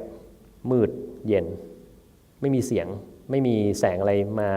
กระตุ้นเพราะไม่งั้นมันก็จะเป็นการนอนหลับที่ไม่ดีใช่ไหมครับเรื่องง่ายๆอย่างเงี้ยซึ่งแต่ก่อนเราอาจจะไม่ได้คิดอะไรเพราะแต่ก่อนเรานอนหลับดีตอนนี้มันไม่ดีเราก็ต้องเอามาให้ครบทุกอย่างนะครับออกกำลังกายเมื่อกี้อย่างที่บอกไปแล้วก็สารกระตุ้นทั้งหลายแหล่ของร่างกายเราเนี่ยก็แน่นอนว่าต้องหลีกเลี่ยงนะครับต้องหลีกเลี่ยงหมดทุกอย่างเลยถ้าคนไหนที่มันมีปัญหาเรื่องของการนอนหลับนะครับแต่ถ้าเราไปเปรียบเทียบเช่นถ้าคุณถามผมอย่างเงี้ยเฮ้ยทำไมผมวิ่งก่อนนอนแล้วก็ผมนอนหลับนี่ไม่เห็นมีอะไรใช่ไหมแต่คุณนอนไม่หลับก็อาจจะทำแบบผมไม่ได้ใช่ไหมครับหรือว่าทำไมผมกินเอ็กซ์เพรสโซ่แล้วก็ยังนอนหลับมันแล้วแต่คนเราสร้างมาไม่เหมือนกันเรากินแล้วผมกิน3 แก้วก็หลับได้เหมือนเดิมแต่ว่าถ้าเรามีปัญหาเรื่องการนอนหลับเรากิน3 แก้วผมก็คงจะตื่นทั้งคืนพรุ่งนี้ก็คงจะตื่นเหมือนเดิมใช่ไหมฮะนั่นแหละทีนี้ก็มาถึงเรื่องของ sleep aid แล้วเพราะหลายคนนะคงจะเคยคิดถึงเรื่องพวกนี้ว่าถ้าเรานอนไม่หลับแล้วเราอยากจะเอาไอ้ของพวกนี้มาใช้เราจะใช้ยังไงแล้วเมื่อกี้ผมบอกไว้ก่อนเลยนะว่าไอ้พวกนี้ทั้งหมดที่ไปเคยได้ยินมาจากใครก็แล้วแต่ที่บอกว่ามันไม่มีปัญหาเนี่ยไม่จริงมันมีปัญหาทุกตัวแต่ถ้าเกิดคุณถามผมว่าในบรรดาทั้งหมดเนี่ยถ้าให้ผมเลือกตัวเดียวเลยแล้วมันมีผลดีมากกว่าผลเสียแล้วคุณอยากจะใช้นะคือตัวที่อยู่ตรงกลางเรียกว่าแมกนีเซียมแอลทริโอเนตตัวนั้นตัวเดียวเหตุผลก็คือคนส่วนใหญ่มีโอกาสขาดแมกนีเซียมได้ง่ายนะครับแล้วคุณไปตรวจเลือดแล้วระดับแมกนีเซียมปกติไม่ได้แปลว่าคุณไม่ขาดแมกนีเซียมเพราะว่าแมกนีเซียมที่คนขาดเนี่ยมันขาดในเซลล์ไม่ได้ขาดในเลือดตัวนี้แมกนีเซียมมันมีหลายฟอร์มนะครับจะไปซื้อมันอาจจะแมกนีเซียมไกลซิเนตแมกนีเซียมออกไซด์แมกนีเซียมอะไรไม่รู้ดูแล้ววุ่นวายไปหมดมันมีต้องเป็น10 ตัวเราจะเอาตัวไหนดีเลือกมาให้แล้วตัวหนึ่งเพราะว่าตัวนี้เนี่ยมันเป็นตัวที่สามารถเข้าไปสู่สมองเราได้มันทำให้เรารีแลกซ์สบายง่วงนะครับอันที่2มันคลายกล้ามเนื้อถ้าใครเป็นตะคริวเวลากลางคืนบ่อยๆเนี่ยไอ้นี้ก็ช่วยนะครับแต่ถ้าเกิดคนไหนที่มันมีปัญหาเรื่องท้องผูกร่วมด้วยผมแนะนำว่าคุณกินแมกนีเซียมออกไซด์พอนอกเหนือจากมันได้ผลประโยชน์คล้ายๆอย่างนี้แล้วมันจะเป็นยาถ่ายในตัวถ้าเกิดกินก่อนนอนก็ถ่ายตอนเช้าพอดีเลยใช่ไหมครับแมกนีเซียมมันเป็นจริงๆแมกนีเซียมทั้งหมดมันเป็นยาถ่ายเพียงแต่ว่าตัวไหนมันแรงกว่าอีกตัวหนึ่งเราก็มันก็แล้วแต่ชนิดถ้าเป็นแมกนีเซียมออกไซด์อาจจะถ่ายเยอะหน่อยดังนั้นบางคนกินเข้าไปแล้วอาจจะไม่ชอบเพราะว่าท้องเสียมันปั่นป่วนท้องมันถ่ายออกมานะครับถ้าคนที่มีปัญหาอย่างนั้นก็กินไอ้ตัวนี้แทนนะขนาดของมันจะไม่เท่ากันเลยนะครับเพราะว่าเวลาแมกนีเซียมฟอร์มต่างๆที่มันเขียนไว้เนี่ยบางอันมันจะขนาดสูงบางอันจะขนาดต่ำนะครับเราก็อาจจะต้องเปลี่ยนไปเรื่อยๆว่าอะไรอย่างแมกนีเซียมแอลทริโอเนตบางทีมันเขียน2 กรัมถ้าแมกนีเซียมออกไซด์บางทีเขียน400 มิลลิกรัมอย่างเงี้ยแมกนีเซียมไกลซิเนตแบบ155 มิลลิกรัมทำไมตัวเลขมันประหลาดแต่ไม่ต้องสนใจอะไรครับคือคิดอะไรไม่ออกกินเม็ดเดียวเพราะว่าเขาคำนวณมาให้อยู่แล้วว่าชนิดแมกนีเซียมอันนั้นเนี่ยมันจะดูดซึมเข้าไปในร่างกายเราได้แค่ไหนนะครับเราไม่ต้องสนใจทำไมกิน 2,000 มันเยอะกว่า400นี่มันก็ต้องได้ผลไม่ใช่มันไม่เป็นแบบนั้นเขาคำนวณมาให้เราแล้วเราก็ไม่ต้องกังวลทีนี้อยากจะให้ดูไอ้กรอบสี่เหลี่ยมอันบนสุดมีใครรู้จักตัวไหนบ้างไหมครับผมพยายามลิสต์ทุกอย่างที่มันมีในร้านอาหารเสริมที่ผมเดินที่อเมริกาแล้วเจอว่าใครที่แบบชอบไปหายานอนหลับอะไรมากินเนี่ยนะครับผมก็ไปเดินมาแล้วมันมีไอ้ตัวนี้ยอดที่ยอด THC ฮะหรือ CBD พวกอันนี้แล้วแต่นะคือบางคนชอบแล้วได้ผลแต่ผมต้องบอกอย่างนี้กัญชาทุกประเภทมันไปเปลี่ยนแปลงการนอนหลับของเราทั้งเรมแล้วก็นอนเรมเปลี่ยนหมดเลยมันจะทำให้นอนหลับได้จริงแหละแต่ว่านอนไม่ลึกแล้วก็ไปกดการฝันซึ่งถ้านอนไม่ลึกกลไกการที่ทำให้เราย้อนวัยเนี่ยมันหายไปนะครับมันหายไปแล้วก็การที่มันกดการฝันเมื่อกี้มันมีความเกี่ยวข้องกับความจำความคิดสร้างสรรค์แล้วคุณไม่มีมันจะดีหรือเปล่าคิดได้เองเลยครับนะถ้าเรารู้สึกว่าเราไม่ต้องคิดสร้างสรรค์ก็ได้เราก็อายุขนาดนี้เราก็ปล่อยมันก็ได้นะปล่อยให้เป็นเรื่องของเด็กเขาละกันเราขอแบบความทรงจำนิดๆหน่อย มันไม่มีปัญหาอย่างนั้นก็กินเลยครับไม่มีปัญหาอะไรแต่จะบอกว่าส่วนใหญ่แล้วที่ใช้ไปตอนแรกได้ผลแต่ตอนหลังมันจะเริ่มมีปัญหาแล้วสุดท้ายก็ต้องมาเลิกและไอ้ขั้นตอนการเลิกกัญชาไม่ง่ายเลยนะครับนั้นเนี่ยถ้าจะใช้ก็เตรียมตัวแล้วกันนะครับว่าอาจจะมีบางอย่างขึ้นมาก็ได้บางคนใช้เป็นนานๆมีอาการอันหนึ่งเขาเรียกว่า cyclic vomiting คือทุกๆประมาณ 2-3 อาทิตย์จะมีอ้วกไม่หยุดแล้วหาสาเหตุไม่ได้ด้วยวิธีคือต้องหยุดกัญชาแล้วให้ไปอาบน้ำร้อนแค่นั้นเลยนะบางคนไม่รู้ว่ามันเป็นแบบนี้แต่ว่าที่ผมรู้เพราะที่อเมริกาเจออย่างนี้บ่อยมากเลยมาด้วยอ้วกทุก 2-3 อาทิตย์แล้วก็หาอะไรไม่เจอ2 กล้องก็แล้วตรวจอะไรก็แล้วตรวจจิตเวชก็ไม่เจออะไรปรากฏว่าซักประวัติไว้ใช้กัญชาค่อนข้างเยอะๆเพื่ออะไรก็แล้วแต่บางคนสันทนาการบางคนกินแล้วมันมีความสุขบางคนกินแล้วหลับอะไรเงี้ยนะฮะพวกนี้เราเอามาต้องบอกคุณต้องหยุดละเราให้แช่น้ำร้อนตอนช่วงที่เขากำลังมีอาการถอนกัญชาแล้วมันจะหายนะฮะแต่ตัวบนถ้าไม่มีใครถามนี่แปลว่าอาจจะไม่เคยใช้ใช่ไหมอย่าง 5-HTP มีตั้งหลายยี่ห้อที่คนเขาเอามาขายกันบางคนไปฝากเพื่อนหิ้วมาจากต่างประเทศบางคนก็ฝากผมหิ้วมาผมก็ไม่หิ้วมาครับอันนี้ผมก็ไม่แน่ใจเหมือนกันเพราะว่าผมไม่ได้ดูเรื่องการค้าเท่าไหร่อาจจะต้องไปดูจริงๆต้องไปดูว่าแบรนด์คือบางแบรนด์เขาทำ2-3 อย่างด้วยซ้ำไปเราต้องไปอ่านตัวข้างหลังว่าเขาเขียนว่าเป็นแมกนีเซียมอะไรนะครับแต่ตัวนั้นเป็นตัวเดียวที่แบบโอเคเท่าที่ดูมานะทีนี้ไอ้กรอบด้านบนสุดอาจจะไม่ค่อยมีคนเคยใช้อย่างตัวแอลทิโพรแฟนเนี่ยกินแล้วว่าอาจจะทำให้เราสงบลงคามลงมันเป็นสารตั้งต้นของการสร้างซีโรโทนินบางคนอาจจะเคยได้ยินฮอร์โมนซีโรโทนินมันอะไรวะใช่ไหมมันทำให้เราสบายใจนะถ้าเกิดคนไหนเป็นซึมเศร้าหมอจะให้ยาที่ไปเพิ่มซีโรโทนินในสมองนะไอ้นี่ก็เหมือนกันมันเป็นสารตั้งต้นถ้าเราขาดเราก็กินไอ้นี่เข้าไปอาจจะบางคนหลับได้ง่ายขึ้นนะแอลเทียนีนนี่ก็คล้ายๆกันแอชวากันดาโสมอินเดียเคยได้ยินไหมฮะไม่เคยแอชวากันดาคือมันเป็นตัวที่มีสรรพคุณเยอะแยะไปหมดช่วยเรื่องการนอนหลับช่วยเรื่องทำให้เราไม่วิตกกังวลมากจนเกินไปเพิ่มระดับเทสโทสเตอโรนในร่างกายของเราแต่ว่าไอ้ที่พูดมาทั้งหมดเนี่ยมันไม่ชัดเจนขนาดที่ว่าจะโฆษณาได้ว่าไอ้นี่มันดีขนาดนั้นอย่างนี้เวลาที่เราไปซื้ออาหารเสริมทั้งหลายแหล่เนี่ยเขาก็จะบอกเราแบบนี้แหละแต่ว่าเอาเข้าจริงๆมันอาจจะไม่ได้ตามนั้นดังนั้นเนี่ยเราต้องไปดูว่าเราใช้ไปแล้วมีประโยชน์ไหมเช่นถ้าเรากินไปเดือนนึงแล้วแบบดี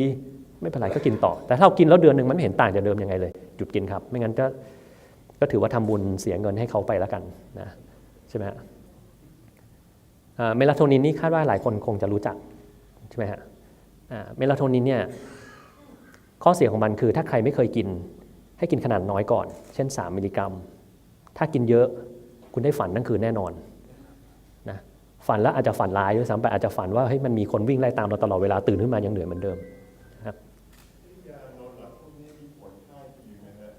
มี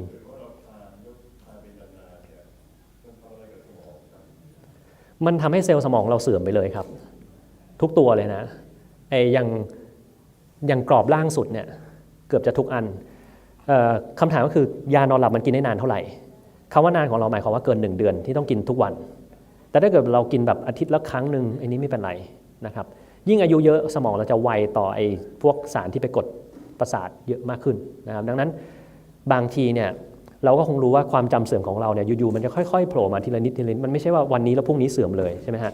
ในเมื่อมันค่อยๆเข้ามาหาเราทีละนิดเนี่ยเราอาจจะไม่รู้ตัวมันเริ่มเสื่อมแล้วดังนั้นในคนที่เขากินยานอนหลับเป็นระยะเวลานานๆเนี่ยมันอาจจะมีความจำเสื่อมซ้อนมาอยู่แล้วเราไม่รู้ตัวก็ได้แล้วบางคนบอกความจำมันเริ่มรู้สึกแปลกๆทำไมปู่เราเขาตอบสนองแปลกๆวันๆนี้เล่าแต่เรื่องเก่าๆเล่าแต่เรื่องวัยเด็กเรื่องอื่นไม่เห็นจะเล่าเลยเราคุยกับเขาแล้วคุยไม่ได้ถามเขาถามว่ากินข้าวหรือยังอะไรอย่างเงี้ยจริงๆเขากินไปแล้วก็ถามซ้ำอยู่เรื่อยๆเนี่ยพอมีเริ่มอย่างนี้มาปุ๊บเนี่ยถ้าเรามียานอนหลับเราหยุดก่อนเลยเพื่อหวังว่าถ้ามีสมองส่วนไหนที่เกิดเหตุการณ์แบบนั้นเพราะว่าไอ้ยามันไปกดเอาไว้เนี่ย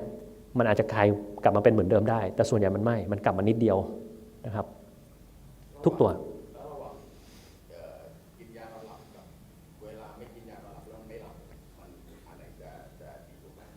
การไม่กินยานอนหลับจะดีกว่าทีนี้เวลาที่เราไม่หลับเลยเนี่ยมันมีอย่างนี้อย่างหนึ่งคือคนไหนที่นอนเข้าไปแล้วมันไม่หลับเนี่ยเขาก็จะพยายามจะนอนต่อให้มันหลับให้ได้ไอ้นั่นคือความเครียดในตัวของมันเอง เช่นถ้าเรานอนสักพักชั่วโมงหนึ่งเราไม่หลับเราก็จะบอกว่าทำยังไงดีเดี๋ยวพรุ่งนี้เราต้องไปต่างประเทศแล้วเดี๋ยวเรานอนไม่หลับก็แย่แต่ถ้าเราต้องไปพรีเซนต์นอนไม่หลับก็แย่ไอ้ความคิดแบบนี้แหละครับที่จะยิ่งทำให้นอนไม่หลับดังนั้นคนที่นอนไม่หลับจริงๆเนี่ยแล้วเราตั้งเวลาแบบนอนเที่ยงคืนถึง7 โมงเช้าถ้าเรานอนไปแล้วเราไม่หลับทำไงวิธีก็คือลุกออกมาเลยครับนอน20 นาที30 นาทีถ้าไม่หลับลุกออกจากเตียงเราไปทำอะไรก็ได้เบาๆนิดหน่อยเช่นอาจจะนั่งอ่านหนังสือนั่งฟังเพลงอะไรหรือโยคะหรืออะไรก็ได้แล้วพอมันเริ่มง่วงกลับไปนอนใหม่ถ้ากลับไปนอนใหม่แล้วมันยังเป็นเหมือนเดิมลุกออกมาใหม่ทำอย่างเงี้ยจนกระทั่งถึงเวลาที่เราตั้งว่าเราต้องตื่นเช่นถึง7 โมงตั้งเราต้องตื่นใช่ไหมไม่หลับใช่ไหมไม่เป็นไรลุกไปเลยระหว่างวันอย่านอนอย่ากินสารกระตุ้นอะไรทั้งสิ้นทำแบบนี้เรื่อยๆสุดท้ายร่างกายเรามันจะรู้แล้วว่ามันต้องนอนแล้วล่ะไม่นอนเนี่ยมันจะไม่ไหวแล้วมันจะเปลี่ยนเวลาเหมือนฝึกทหารนะเราต้องฝึกให้ได้แบบนั้นนะครับเพราะถ้าเราไม่ฝึกเนี่ยมันจะเป็นอย่างนี้เรื่อยๆไปเลยแล้วการฝึกแบบนี้มันจะต้องใช้ความอดทนหน่อยแต่ว่าผลดีมันเยอะมากมันก็เหมือนกับว่าอะไรที่เราได้มาได้ง่ายๆเนี่ยมันไม่ค่อยมีผลดีเท่าไหร่แต่ถ้าเราได้มันมายากๆเนี่ยมันจะดูมีคุณค่าประมาณนั้นนะครับ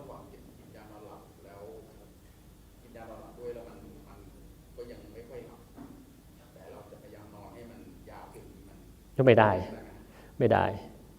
คือบางคนกินยานอนหลับแล้วก็ไม่หลับก็ไปหาหมอแล้วเขาทำยังไงก็เพิ่มยาซะส่วนใหญ่ใช่ไหม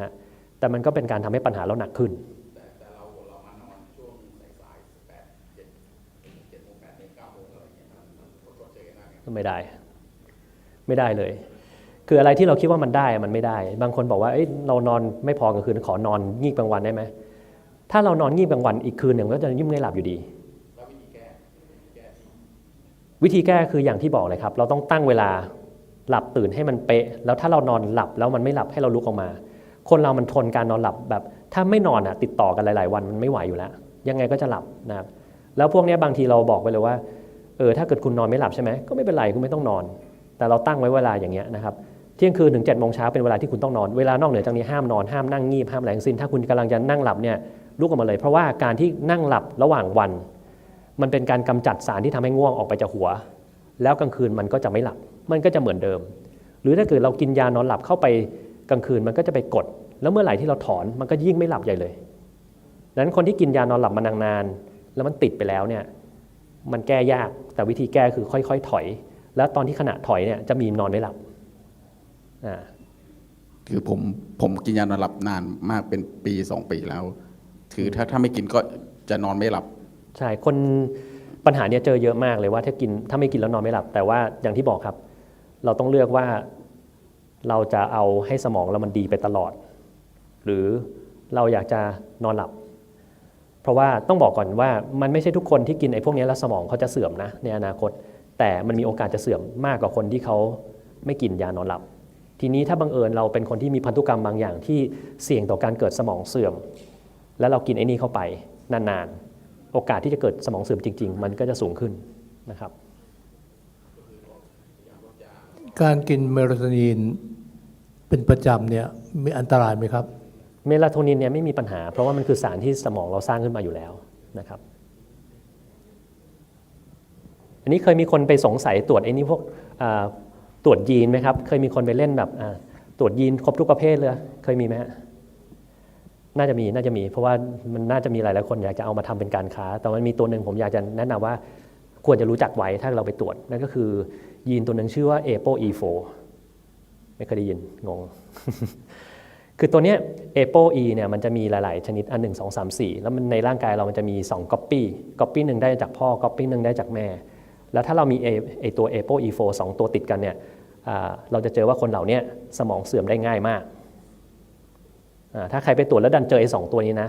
เตรียมตัวไว้เลยว่าในอนาคตจะมีโอกาสสมองเสื่อมได้ง่ายมากๆเมื่อเทียบกับคนทั่วไปแล้วมันไม่มีวิธีรักษาครับแปลว่าถ้ามันไม่มีวิธีรักษาเราทางเดียวที่เราทำได้คือป้องกันทุกๆอย่างที่จะมีผลต่อสมองของเราเช่นนอนไม่พอต้องป้องกันไว้ไม่ออกกำลังกายก็ต้องออกกำลังกายยาที่มีผลต่อสมองต้องไม่กินเพราะฉะนั้นถ้าเราเสี่ยงมากอยู่แล้วเราไปมีปัญหาไม่นอนก็หยุดหายใจในขณะหลับแล้วเราก็ไม่รู้หรือเราไปกินยาพวกนี้เรื่อยๆนะครับมันก็ยิ่งส่งผลต่อสมองเรานี้ในกรณีใครตรวจนะครับเรียนถามคุณหมอฮะ sleep apnea เนี่ยทีหรือบ่อยกี่ครั้งถึงจะอันตรายคือสมมตินานๆเป็นทีเนี่ยใช่ไหมฮะก็อาจจะไม่เป็นไรมึงไม่รู้ หรือว่าสมมติเราเป็นบ่อยแค่ไหนครับถึงเริ่ม critical และอันตรายขอบคุณครับ โดยทั่วไปเนี่ยเราจะวัดกันที่ค่า AHI นะครับหรือ Apnea Hypopnea Index เวลาที่เราไปตรวจถ้าใครก็แล้วแต่ที่มันเริ่มมากกว่า5เนี่ยหมายความว่า5ครั้งต่อชั่วโมงคือเราหยุดหายใจแบบนี้5ครั้งต่อชั่วโมงร่วมกับเริ่มมีอาการถือว่าไม่ดีแปลว่าควรจะต้องเริ่มรักษาแล้วนะครับนั่นคือเหตุผลทีนี้ sleep apnea มันไม่เป็นอย่างนี้ทุกคืนบางคืนจะเป็นมากบางคืนจะเป็นน้อยถ้าคืนไหนก็แล้วแต่ที่เราเหนื่อยผิดปกติเช่นว่าเราไม่ได้นอนมานานๆอันนี้ sleep apnea ขึ้นถ้าเรากินยานอนหลับ sleep apnea จะขึ้นถ้าเราไม่สบาย sleep apnea จะขึ้นถ้าเราเดินทางข้ามประเทศแบบข้ามทีเดียวหลายๆ time zone พวกนี้ก็จะเกิดพวกนี้ขึ้นมาได้นะครับดังนั้นถ้าบางคนมีเฉพาะอาการอย่างเงี้ยตอนที่คุณข้าม time zone ที่นอนไม่พออันนั้นไม่ถือว่าเป็นอันตรายอะไรปัญหาก็คือจะรู้ได้ยังไงว่าไอ้ตอนปกติเนี่ยมันไม่เป็นถ้าเราไม่ได้ทำเทสเราลองสังเกตว่าบางคนถ้าเวลาเหนื่อยๆทำไมนอนแล้วกรนแต่เวลาไม่เหนื่อยแล้วมันนอนไม่กรนอันเนี้ยคนเนี้ยก็จะแปลว่าเป็นคนที่มีความเสี่ยงต่อการเกิด sleep apnea ตั้งแต่แรกอยู่แล้วแล้วเราปล่อยเขาอายุเยอะขึ้นนิดนึงหรือว่ามีปัจจัยเสี่ยงเช่นน้ำหนักเพิ่มขึ้นนิดนึงเขาก็จะเป็นทันทีเลยนะครับบางคนไปตรวจแล้วหมอตรวจแล้วไม่เป็นนี่แต่พอผ่านเวลาไปปีนึง2 ปีมันเป็นขึ้นมาก็ได้เหมือนกันนะครับจริงๆ sleep apnea มันก็เป็นหลายๆอย่างนะที่คนเขาอาจจะไม่ค่อยได้ให้ความสนใจคือสมัยก่อนถ้าที่อเมริกาเนี่ยเขาจะให้ความสนใจในคนที่ต้องขับรถโดยสารประจำทางนักบินอะไรอย่างเงี้ยเพราะว่าถ้าเรานอนไม่พอแล้วเราไปขับเครื่องบินแล้วมันตกขึ้นมาอย่างเงี้ยก็แย่ใช่ไหมฮะหรือว่าคนขับรถบรรทุกรถอะไรก็แล้วแต่ก็จะมีปัญหาได้ดังนั้นก็จะเน้นไปที่การตรวจสกรีนนิ่งคนเหล่านั้นซะเป็นหลักแต่ถ้าเกิดว่าเราเป็นคนทั่วๆไปการที่เราตรวจแล้วเราเจอแล้วเราแก้เนี่ยมันมีผลดีหลายๆอย่างแรกก็คือกลุ่มนักกีฬาก่อนถ้าคนไหนเป็นสายนักกีฬาที่ออกกำลังกายอยู่บ่อยๆแล้วนอนไม่พอมีปัญหาพวกนี้เนี่ยความสามารถทางการกีฬาเขาจะไม่ค่อยดีเท่าไหร่ละอาจจะไม่ค่อยดีหรือถ้าเกิดว่าเราต้องการเป็นคนที่อายุยืนยาวหน้าตาเด็กโรคประจำตัวไม่ค่อยมี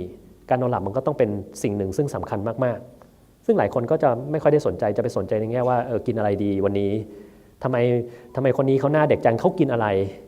ใช่ไหมครับหรือบางคนก็บอกว่าถ้าคนนั้นทำไมดูแข็งแรงจังหุ่นดีจังเขากินอะไรแต่ไม่มีใครถามเขาเลยว่าเขานอนยังไงนอนนานแค่ไหนนะครับหรือเขาทำอะไรอย่างอื่นที่ไม่ใช่เรื่องของการกินไหมเขาออกกำลังกายหรือเปล่านะครับ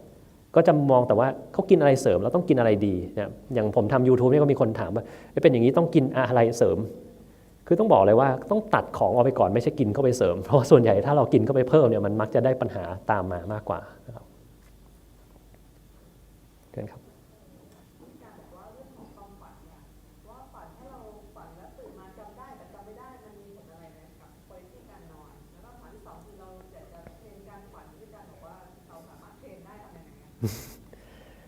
น่าสนใจ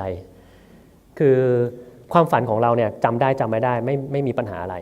นะครับแต่ว่าความฝันของเราถ้าเราจะจำได้มันจะอยู่ในช่วงประมาณไม่กี่นาทีหลังจากที่เราตื่นมาแล้วหลังจากนั้นจะลืมทันทีถ้าอยากจะเทรนว่าเราจะควบคุมความฝันได้ข้อแรกคือเราต้องจำมันให้ได้ซะก่อนนะครับสมองเราเนี่ยมันแยกเป็น2 ส่วนที่เราเรียกว่า subconscious กับ conscious conscious คือสมองส่วนที่มีสติรับรู้แล้วก็รู้ว่านี่มีคนนั่งอยู่ตรงนี้อะไรยังไงนะครับกับสมอง subconscious คือมันอยู่ข้างล่างลึกๆลงไปแล้วเราไม่รู้นะครับทีนี้ถ้าเราต้องการเชื่อมสมอง2 ส่วนเข้าด้วยกันเนี่ยก็จะเป็นส่วนที่ทำให้เราจำฝันได้ดังนั้นเวลาที่เรานอนแล้วตื่นขึ้นมาใหม่ๆแล้วเราอยากจำฝันได้ใช่ไหมครับตื่นขึ้นมาใช่ไหมหลับตาก่อนแล้วนอนอยู่กับที่พยายามนึกว่าเมื่อกี้ฝันอะไรแล้วเขียนมันลงมาทำอย่างนี้เรื่อยๆก่อนนี่คือขั้นแรกแล้วต่อไปมันจะเริ่มจำได้มากขึ้นตามลำดับความเร็วในการจำได้เนี่ยแล้วแต่คนไม่เท่ากันนะพอเราทำอย่างนี้ได้เสร็จปุ๊บเนี่ยขั้นต่อไปคือเมื่อกี้บอกว่าเรามีการหลับ5 รอบใช่ไหมฮะเราตั้งเวลาให้ตื่นรอบที่4รอบหนึ่ง90 นาทีใช่ไหมครับ4 รอบ6 ชั่วโมงนะ6 ชั่วโมงตื่นแล้วไม่ต้องไปไหนครับตื่นแล้วก็นั่งจำฝันเมื่อกี้แล้วหลับต่อถ้าทำสำเร็จมันจะฝันต่อเรื่องเดิม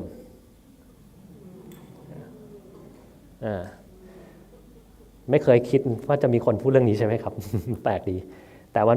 นี่เป็นขั้นตอนแรกเพราะว่าถ้าคุณทำแบบนี้เรื่อยๆเนี่ยสิ่งที่เกิดขึ้นก็คือ connection ระหว่าง conscious subconscious มันจะแข็งแรงมากขึ้นเรื่อยๆจะเริ่มจำฝันได้พอเริ่มจำฝันได้เราเป็นไงไอ้ conscious ก็คือสติของเรามันจะเข้าไปสู่ subconscious เราได้ก็คือเข้าไปควบคุมมันได้อีกต่อหนึ่ง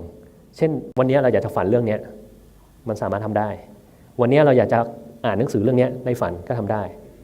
แต่บางทีมันก็จะมาโดยที่แบบ เราไม่ได้ตั้งใจอย่างสมัยผมเด็กๆเวลาเรียนเราอ่านหนังสืออะไรมากๆกลับไปแล้วก็ฝันว่าอ่านเรื่องนั้นอยู่ แล้วเราลืมเรื่องหนึ่งแล้วเราขีดเส้นไว้เราตื่นมาเราก็ไปดูที่เดิมเหมือนที่เราฝันเมื่อกี้เลยนะก็ทำได้ครับแต่มันต้องหัดเยอะหน่อยนะครับครับ ขออนุญาตถามนิดนึงครับคุณหมอครับสำหรับคนที่ไม่ฝันเนี่ยกับคนที่ฝันเนี่ยมันมีเหตุการณ์อะไรที่ทำให้ฝันบ่อยอย่างผมไม่ค่อยฝัน หรือว่าเราลืมตื่นแล้วลืมไปเลย แล้วก็ที่สองคำถามที่สองคือนาฬิกาเนี่ยที่ใส่สำหรับนอนนะครับมันมีการวัดว่าเรานอนหลับลึกเท่าไหร่ตัวเรมเนี่ยนะครับมันเที่ยงตรงขนาดไหน เราเชื่อถือได้ขนาดไหนหรือและยี่ห้อไหนที่คุณหมอใช้ครับคือต้องบอกก่อนเลยว่าคนเราเนี่ยยังไงก็ฝันนะครับอาจจะจำได้จำไม่ได้อีกเรื่องหนึ่งบางคนก็ไม่รู้ว่าตัวเองฝันบางคนก็รู้ว่าตัวเองฝันแต่ยังไงมันก็ต้องฝันนะดังนั้นเนี่ยมันแล้วแต่คนส่วนว่าคนไหนที่ฝันมากจนกระทั่งเหนื่อยเนี่ยแล้วไม่อยากจะให้มันเหนื่อยแบบนั้นน่ะมันก็มีวิธีนะคือขั้นแรกต้องอย่าให้อะไรไปรบกวนความคิดของเราในช่วงก่อนที่เราจะนอนอันที่สองก็คือถ้าเรากินอะไรที่มันไปกระตุ้นก่อนนอนเช่นเรากินของเข้าไปเยอะอิ่มอืดมากๆเงี้ยอันนี้มีปัญหานอนแล้วจะฝันเยอะของที่ย่อยยากๆพวกเนื้อพวกของเผ็ดของรสจัดนี่จะทำให้เราฝันกลางคืนและในช่วง3ชั่วโมงก่อนนอนคุณอย่าไปกินไอ้ของพวกนี้ซะหลีกเลี่ยงให้หมดเลยอะไรที่กระตุ้นแอลกอฮอล์ชาคาเฟอีนต้องเลี่ยงให้หมดนะครับมันก็จะช่วยเรื่องของพวกนี้ได้บ้างนะครับเรื่องของ sleep tracking ในนาฬิกาชนิดต่างๆเขาใช้กลไกหลายๆอย่างคือกลไกจับเรื่องของการเต้นของหัวใจแล้วก็ตัวหนึ่งเรียกว่า actigraph มันจับการเคลื่อนไหวแบบอย่างเงี้ยนะครับเพื่อเป็นการบอก sleep stage มันพอบอกได้แต่มันไม่ได้แม่นขนาดนั้นนะครับคือเราสามารถใช้ในการติดตามตัวเองในอนาคตได้ว่ามันเปลี่ยนแปลงไปยังไงการนอนหลับเราความรู้สึกของเราเทียบกับนาฬิกาแล้วประมาณไหนอันนี้ใช้ได้นะฮะแต่ถ้าจะเชื่อมันเป๊ะๆเลยว่าโอ้ยเรานอนหลับได้ดีอย่างนั้นอย่างนี้อันนี้คงเชื่อไม่ได้นะครับบางคนแบบทำไมเราง่วงจังแต่นาฬิกาบอกว่าเรานอนดีจังอันนี้ก็ไม่ได้เหมือนกันเราให้เชื่อความรู้สึกของเราเป็นหลักแล้วถ้าเรามีปัญหาไปตรวจ sleep test คือของผมใช้ Apple Watch เพราะว่าทุกอย่างของผมเป็น Apple หมดอ่ะมันลิงก์กันก็เลยไม่ได้อยากจะเปลี่ยนยี่ห้อนะครับตอนนี้อันนี้แล้วแต่ชอบอะไรก็ตามสบายเลยจะเป็น Garmin จะเป็น Samsung จะเป็นอะไรแล้วแต่ชอบเลยครับเรียนถามอาจารย์อย่างเงี้ยการหยุดหายใจในระหว่างที่เราหลับเนี่ยนะฮะแล้วก็ต้องใช้ CPAP มาตลอดนะฮะแล้วอยู่ๆมันสามารถที่จะหายเองได้ไหมฮะอาการพวกนี้การหยุดหายใจในขณะหลับใช่ไหมฮะครับถ้าเราใส่ CPAP มานานๆเนี่ยหลายๆคนจะดีขึ้นได้ดังนั้นบางคนเนี่ยถ้าเป็นไม่รุนแรงแล้วถอด CPAP ออกแล้วคืนนั้นนอนโดยไม่มี CPAP เนี่ยบางทีก็ไม่ได้เป็นอะไรในบางคนนะฮะคืออย่างเงี้ยคือผมเคยไปตรวจร่างกายที่โรงพยาบาลจะเช็คนะฮะก็ปรากฏว่าหยุดหายใจประมาณสัก40 ครั้งต่อนาทีนะหมอก็แนะนำไปใช้ CPAP ก็ใช้ CPAP มาประมาณเกือบ10 ปีนะครับแล้วอยู่มาวันหนึ่งเวลาเราไปต่างจังหวัดเนี่ยเราก็ต้องแบกตัว CPAP ไปเรื่อยตลอดมันก็มีอยู่ครั้งหนึ่งก็ลืมเอาไปแต่หลังจากที่ลืมเอาไปก็ไม่ได้ใช้ใช่ไหมฮะอยู่ดีเราก็รู้สึกว่าเราก็นอนได้ปกตินี่ไม่ต้องใช้ CPAP มันก็โอเคคืออาการที่ใช้ CPAP เนี่ยถ้าสมมติไม่ใช้เนี่ยมันจะเกิดการปวดหัวตลอดตื่นมาแล้วก็จะปวดหัวตลอดอย่างเงี้ยแต่หลังจากวันที่ไปต่างจังหวัดแล้วปรากฏว่าลืมเอาไปเนี่ยมันก็ไม่ได้ใช้ผมก็ได้หยุดใช้มาเกือบ 2-3 ปีแล้วตอนนี้ก็ไม่เป็นอะไรเลยมันก็เลยเคยไปตรวจซ้ำอีกรอบไม่เคยไปตรวจนะเพราะว่ามันหายไปเองโดยอัตโนมัติแล้วก็เลยเฉยๆก็ยังคิดเหมือนกันว่ามันจะหายเองได้ยังไงเงี้ยเพราะว่าเคยใช้มาเป็น10 ปีเลยนะมันจะหายได้ช่วงแรกๆเท่านั้นแหละครับแต่มันจะไม่ได้หายตลอดไป2-3 ปีแล้วนะไม่ช่วงแรกๆเลยนะไม่ได้ใช้เลยฮะเพราะอย่างที่บอกไงครับว่า sleep apnea มันไม่ได้มีอาการอย่างเดียวไม่ได้จำเป็นจะต้องปวดหัวไม่ได้เป็นต้องง่วงนอนอย่างเดียวมันมีอาการอื่นของมันด้วยนะครับไม่มีวิธีเดียวที่เราจะรู้คือต้องเทสถ้าเราไม่เทสแล้วบอกว่าเราไม่เป็นอันนี้มันคงยากโดยเฉพาะถ้าเราเป็นมาก่อนหน้านั้นนะครับบางคนก็ไม่ได้รู้สึกอะไรเพราะร่างกายเราสามารถที่จะทดแทนพวกนี้ได้โดยทั่วไปถ้าเราใส่มานานๆแล้วเราหยุดใส่ในช่วงแรกมันจะไม่มีปัญหาเพราะว่าทางเดินหายใจของเรามันโดนแรงดันอัดไว้จนกระทั่งมันคงรูปไปแล้วบางคนถ้าโชคดีหน่อยไม่มีปัจจัยเสี่ยงอย่างอื่นมันก็หายได้เหมือนกันแต่ถ้าปัจจัยเสี่ยงอย่างอื่นยังอยู่เช่นเราอายุเพิ่มขึ้นกล้ามเนื้อมันหย่อนคล้อยข้างในน้ำหนักเรายังเยอะอยู่ไอ้อย่างเงี้ยเดี๋ยวมันก็จะกลับมาใหม่นะครับดังนั้นจริงๆเนี่ยแนะนำว่าตรวจเทสให้แน่ใจว่ามันไม่มีจริงๆกว่าถ้าไม่มีก็ดีแล้วครับก็ตรวจไปสักประมาณ 2-3 ปีครั้งหนึ่งก็ได้ขอบคุณครับครับอาจารย์ครับ ครับ ขออนุญาตถามในตอนที่อาจารย์บอกว่า ถ้าช่วงที่เรานอนหลับไปกลับมาเรื่องฝันใหม่เนาะถ้าอาจารย์บอกว่าฝันแล้วทำให้เกิดความคิดสร้างสรรค์นะครับ ครับ ระหว่างนอนวูบเดียวถึงเช้าเลยกับนอนวูบไปแล้วเกิดเลมสลีปแล้วอาจารย์บอกมีความฝันจะทำให้เกิดความคิดสร้างสรรค์เนี่ยอันไหนจะร่างกายจะได้พักผ่อนได้มากกว่ากัน คือนอนอิ่มมากกว่ากันนะครับอาจารย์ มันต้องนอนรวดเดียวนะครับถึงจะได้ผลมากกว่า แต่ว่าการนอนของเราเนี่ยครึ่งของคืนแรก มันก็จะมีการนอนหลับที่ลึกเยอะกว่า ครึ่งของคืนหลังจะมีการฝันเยอะกว่า แต่ไม่ว่ายังไงเนี่ยในแต่ละรอบการนอนที่มันมี5รอบเนี่ยใน1รอบจะมีทั้งฝันและไม่ฝันอยู่แล้วเพราะฉะนั้นเราจะนอนหลับลึกแล้วก็ฝันแล้วก็ลงไปหลับลึกแล้วก็ฝันอย่างเงี้ยสลับเป็นฟันปลาไปเรื่อยๆนะครับเพียงแต่ว่าถ้าเราแบ่งลงไปชัดเจนคือครึ่งของคืนแรกจะการนอนหลับลึกเยอะครึ่งของคืนนอนหลับครั้งที่2ของครึ่งหลังเนี่ยจะเป็นการฝันเยอะซึ่งถ้าเรานอนรวดเดียวยาวๆเนี่ยมันก็จะได้พวกนี้ครบทุกแบบที่เราต้องการนะฮะ ขอบคุณครับอีกนิดนึงนะครับคนที่กรนแต่ไม่ถึงกับรักษาด้วย CPAP จะมีวิธีแก้นอนกรนอย่างไรบ้างครับอาจารย์ครับ ถ้าน้ำหนักเยอะเนี่ยต้องลดน้ำหนักลงมาก่อนนะลดแค่ไหนคือลดประมาณสัก 10% ของน้ำหนักตัวเริ่มต้นนะครับเช่นว่าเราหนัก100 โลก็เอาเหลือ90มันถึงจะเริ่มดีขึ้นนะครับแล้วถ้าเกิดว่าเรานอนแล้วอยากจะไม่กรนก็ต้องนอนเอาหัวสูงขึ้นมาหน่อยหรือไม่ก็นอนตะแคงข้างการนอนหลับมันก็จะไม่ค่อยมีเสียงแบบนี้ขึ้นมาแล้วก็มีการออกกำลังกายลิ้นซึ่งผมเคยทำคลิปไปแล้วว่าต้องออกกำลังกายไงบ้างมันมีหลายท่ามากต้องไปดูแล้วว่าถ้าเราออกกำลังกายลิ้นพวกนั้นเนี่ยแล้วเราเป็นไม่มากโอกาสที่เราจะไม่กรนมีเยอะแต่ว่าต้องใช้เวลาอย่างน้อยก็2 เดือนกว่าจะเริ่มเห็นผลแล้วมันต้องทำทุกวันถ้าทำหยุดมันจะไม่ได้ผลนะครับ ขออีกหนึ่งคำถามครับเกี่ยวกับเรื่องของการตั้งสมาธิกับการนอนหลับอาจารย์คิดว่ามันมีผลเชื่อมโยงซึ่งกันและกันไหมครับหมายถึงว่าบางครั้งเรารู้สึกเราสมัยก่อนมันไม่มีนาฬิกาปลุกผมก็ใช้การกำหนดสมาธิว่าเราจะต้องตื่นกี่โมงได้ประมาณนี้หรือว่าคนทางด้านสายวิปัสสนาหรืออะไรก็ให้หายใจเข้าออกลึกๆเพื่อที่จะเพิ่มออกซิเจเนชันที่จะไปเลี้ยงสมองนะครับแล้วมันก็อาจจะช่วยหลับลึกได้ หรือว่าบางครั้งทางด้านหมอแบบไม่อยากให้คนไข้กินยานอนหลับนะครับก็บอกว่าคุณก็ลองดูซิในสมองคุณว่างไหมถ้ามันไม่ว่างมันคิดนู่นคิดนี่อยู่เนี่ยคุณก็นอนไม่หลับอยู่ดีแต่ถ้าเกิดคุณทำให้สมองคุณว่างแล้วคุณก็ฝึกสมาธิเนี่ยเดี๋ยวคุณก็หลับเองอาจารย์คิดว่าตรงนี้มันเชื่อมโยงกันไหมครับอาจารย์ครับมันเชื่อมโยงกันแน่นอนอยู่แล้วครับอย่างที่บอกว่าถ้าบางคนไม่สามารถหยุดความคิดตัวเองได้ก็ต้องเขียนมันออกมานะครับจริงๆอันนี้มันเป็นสายที่บอกว่าเราไปกระตุ้นระบบประสาทอันนึงเรียกว่าระบบประสาท parasympathetic แล้วที่เมืองนอกจริงมันมีเครื่องมือกระตุ้นโดยตรงเลยนะครับ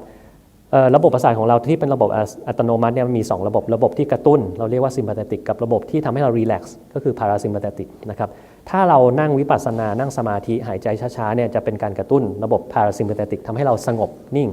ไม่คิดแล้วก็หลับได้นะครับแต่ว่ากลไกในการกระตุ้นจริงๆที่อเมริกามันจะมีตัวหนึ่งเรียกว่า tragus stimulation คือมันเป็นตัวหนีบแล้วก็ส่งกระแสไฟฟ้าไปที่ข้างหูเราเนี่ยก็จะมีคนเอามาใช้ตัวนั้นในการกระตุ้น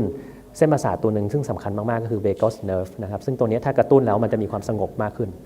ถ้าอยากเล่นลองไปเที่ยวอเมริกาดูครับ มีหลายอย่างเดี๋ยวขออนุญาตให้เป็นคำถามสุดท้ายสำหรับช่วงนี้นะครับครับอยากเรียนถามอาจารย์ว่าที่อาจารย์อธิบายมาตรงที่ว่าเลปตินเนี่ยนะที่ทำให้เรารู้สึกอิ่มเนี่ยเรามีวิธีการทำให้รู้สึกว่าตรงเลปตินมันเพิ่มขึ้นไหมฮะด้วยวิธีปกติไม่มีนะครับจริงๆเลปตินเนี่ยมันมาด้วยการนอนของเราอย่างเดียวเลยนะฮะการนอนแล้วก็เรื่องของการกินของเราแต่ละคนนะมันฝึกกันได้เหมือนกันนะบางคนแบบนักกินจุเขากินเท่าไหร่ก็ไม่อิ่มอะไรเงี้ยพวกนี้มันสามารถกดเลปตินได้และที่น่าแปลกใจอย่างหนึ่งถ้าเราไปเจอคนที่เขาอ้วนๆเนี่ยเลปตินมันมหาศาลเลยแล้วเมื่อกี้เราก็งงเลปตินมันเป็นตัวที่ทำให้เราน่าจะอิ่มเนี่ยทำไมคนอ้วนแล้วถึงมีเลปตินสูงคือคนอ้วนเนี่ยจะมีภาวะดื้อเลปตินมันออกมาเท่าไหร่มันก็ทำงานไม่ได้นะครับตรงนี้กำลังมีการพัฒนายาที่ทำหน้าที่คล้ายๆเลปตินอยู่เอามาใช้แต่มันยังไม่ออกมานะครับถ้ามีก็อาจจะมาใช้ในบางคนคือเหมือนภาวะดื้ออินซูลินในเบาหวานนะครับคืออินซูลินอาจจะออกมาแต่ว่ามันไม่ทำงานก็ต้องฉีดอินซูลินให้มันสูงขึ้นถึงจะเริ่มทำงานแต่ถ้าเป็นเลปตินอาจจะคนอ้วนมากก็อาจจะต้องฉีดเลปตินเพิ่มเข้าไปหรือกินเข้าไปเพิ่มขึ้นเพื่อจะให้มันทำงานให้ได้นะครับครับก็ขออีกคำถามเนี่ย respiratory rate นี่มันมีผลกับการนอนไหมครับ โดยตัวมันเองไม่ได้มีผลกับการนอนอะไรเท่าไหร่แต่มันจะเป็นผลที่ต่อเนื่องมาจากอะไรสักอย่างเช่นถ้าเราตื่นเต้นตกใจมันก็จะหายใจเร็วขึ้นนะครับแต่ตัวที่ทำให้เรานอนไม่หลับไม่ได้เป็นเรื่องการหายใจนะครับแต่เป็นเรื่องที่เรากังวลนั่นเองหรือถ้าเราเป็นโรคหัวใจอยู่โรคปอดมันก็ต้องหายใจเร็วเป็นธรรมดาเราต้องไปรักษาโรคหัวใจกับโรคปอดเราถึงจะหายใจช้าลงนะครับครับขอบคุณมากครับ